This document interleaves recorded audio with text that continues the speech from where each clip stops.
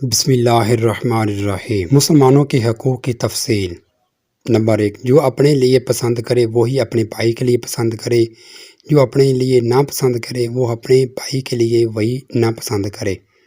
Number 2، اپنے قول و فعل سے کسی مسلمان کو تکلیف نہ پہنچائے۔ نمبر 3، ہر مسلمان کے لیے عاجزی، ہر مسلمان کے ساتھ عاجزی سے پیش آئے اور کسی پر تکبر نہ کرے، کیونکہ اللہ تعالیٰ عز و جل کسی متکبر اور اترانے والے کو پسند نہیں کرتا۔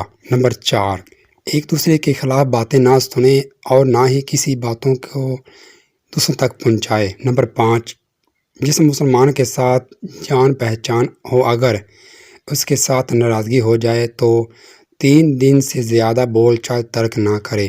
نمبر 6، جس قدر ممکن ہو ہر مسلمان کے ساتھ اچھا سلوک کرے، خواہ وہ حسن سلوک ہو یا اس کا مستحق نہ ہو۔ نمبر 7، کسی مسلمان کے ہاں اجازت لیے بغیر داخل نہ ہو بلکہ 3 بار اجازت طلب کرے، اگر اجازت نہ ملے تو واپس لوٹ جائے۔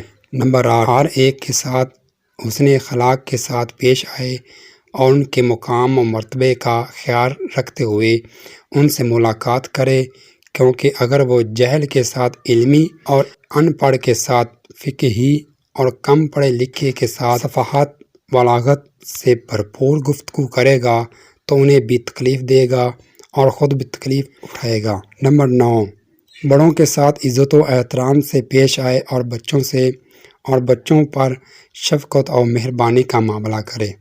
نمبر 10، تمام مخلوقات کے ساتھ اشاش بشاش نرم مزاج رکھے۔ نمبر 11، کسی مسلمان کے ساتھ وعدہ کرے وفا کرے۔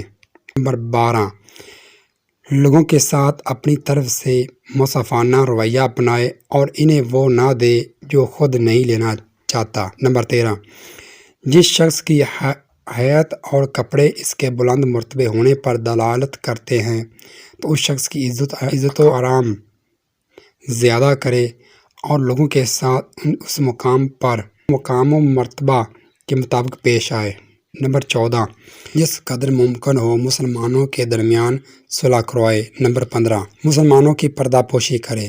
نمبر 16، تہمت کی جگہوں سے بچے تاکہ لوگوں کے دل اس کے بارے میں بدگمانی کا شکار نہ ہو اور زبانیں اس کی غیبت کرنے سے محفوظ رہیں، کیونکہ جب لوگ ان کی غیبت کی وجہ سے اللہ عز و جل کی نافرمانی کے مرتکب ہوں گے تو وہ ان کی نافرمانی کا سبب ہونے کی وجہ سے ان میں شریک ہوگا۔ نمبر 17، ہر حاجت مند مسلمان کی اپنی وجاہت کے باعث جائز سفارش کرے اور جس قدر ممکن ہو اس کی حاجت روائی کی کوشش کرے۔ نمبر 18، ہر مسلمان کے ساتھ بات کرنے سے پہلے سلام کرے اور سلام کے وقت مصافحہ کرے۔ نمبر 19، جہاں تک ممکن ہو اپنے مسلمان بھائی کی عزت اور اس کے جان و مال کی اور دوسرے دوستوں کی ظلم و ستم سے محفوظ رکھے، اپنی جان و ہاتھ کے ذریعے اس کا دفاع کرے، اس کی مدد کرے،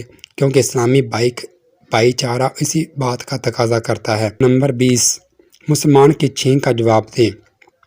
نمبر 21، اگر کسی شریر سے سامنا ہو جائے تحمل مزاجی سے کام لے اور اس کے شر سے بچے۔ نمبر 22، اغیار کے ساتھ میل جول سے اجتناب کرے، مسکین کے ساتھ میل جول رکھے اور یتیموں کے ساتھ حسن سلوک سے پیش آئے۔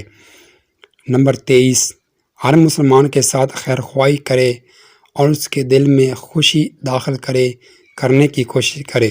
نمبر 24، مسلمان کی عیادت کرے۔ نمبر 25، مسلمانوں کے جنازے میں شریک کرے۔ نمبر 26، قبور مسلمین کی زیارت کرے۔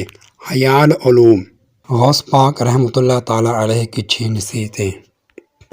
نمبر 1، اخری بہترین کی آج ہی منصوبہ بندی کرو۔ قیامت کے دن انسان دنیا میں کی گئی اپنی ہر بھلائی و برائی یاد کرے گا، وہاں نہ ندامت کام آئے گی اور نہ ہی یاد کرنے کا کوئی فائدہ ہوگا۔ اہمیت موت سے پہلے آج یہ غور و فکر کرنے میں ہے، کیونکہ فصل کاٹتے ہوئے بیج اور کھیتی کے بارے میں غور کرنا ہے، سود ہوتا ہے۔ نمبر 2، نماز میں یکسوئی اپناؤ۔ اے اللہ کے بندے، اپنی آرزوئیں مختصر اور حرص کم کر، اور دنیا سے رخصت ہونے والے کی نماز کی طرح نہایت خوش و خضوع سے نماز ادا کیا کر۔ نمبر 3، ضمیر کی نصیحت بہترین نصیحت ہے۔ ضمیر کی نصیحت بہترین نصیحت ہے۔ اے اللہ کے بندے، تو دوسروں کی وعظ و نصیحت کے آسرے پر رہنے کی بجائے خود بھی اپنے نفس کو نصیحت کر، کیونکہ دوسروں کی وعظ و نصیحت تیرے ظاہر کے اعتبار سے ہوگی، جبکہ تیری خود کی نصیحت تیرے باطن کے اعتبار سے ہوگی۔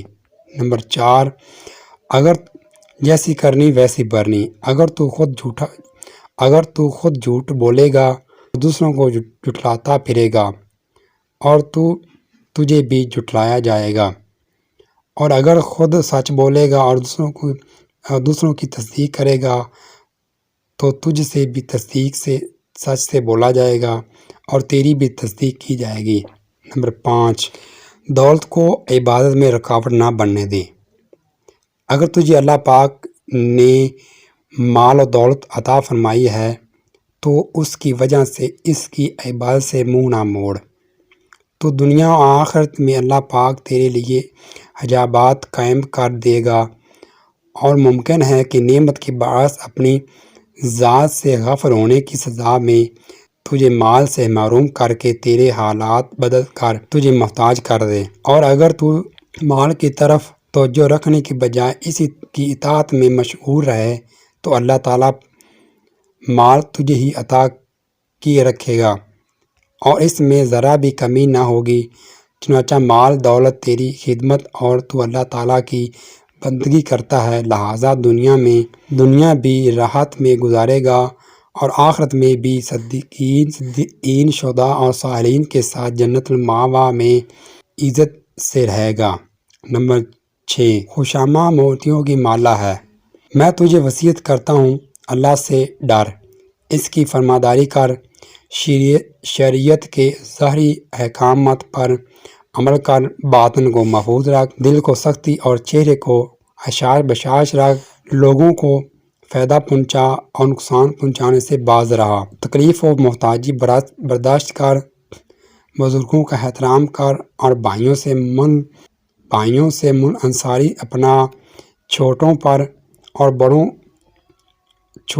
اور بڑوں سب کے ساتھ خیر و بھلائی کا والا رویہ اختیار کر، جھگڑا مت کیا کر، نرمی اپنائے رکھ، قربانی و ایثار پر کار بند رہ، دنیاوی چیزوں کی ذخیرہ اندوزی سے کنارہ کشی کر، جو لوگ اولیاء سے دور ہیں ان کی صحبت سے بچا رہے، اور دین و دنیاوی معاملات میں لوگوں کے ساتھ تعاون کر۔